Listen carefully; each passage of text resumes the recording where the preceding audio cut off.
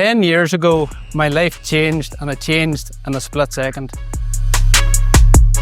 Hello, it's Ryan from Lean Made Simple, and today I'm in Cookstown in Northern Ireland, and I've been asked to speak at the mega breakfast morning, and I'm here to talk about my new book, Lean Made Simple, 12 Proven Steps for Creating a Vibrant Lean Culture.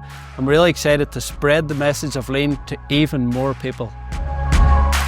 7 or 8 years into setting up the business, we were an absolute mess. Orders were going out late, staff turnover was really high. So over the next few months and years, I went to Japan, Germany, I went to America to find out what this lean thing was all about and brought it all back to our company.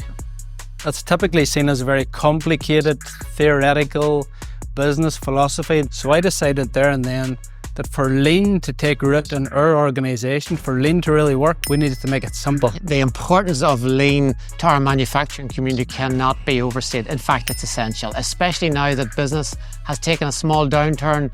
For some of our customers, some of our members, it's more important than ever that we embed the benefits of lean for the future when things will turn up again.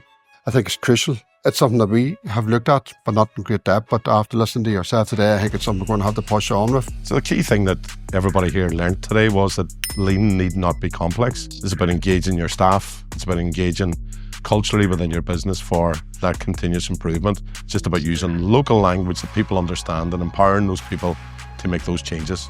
I was so impressed with Ryan's talk this morning. Truly inspirational and a new way of working going forward, perhaps. We're all leaving today thinking about the fact that Ireland is the next Japan, and we're really, really excited for what lean means for Northern Ireland. Ireland, North and South, the amount of companies that are doing lean since we started 10 years ago is incredible. We can be the centre of excellence.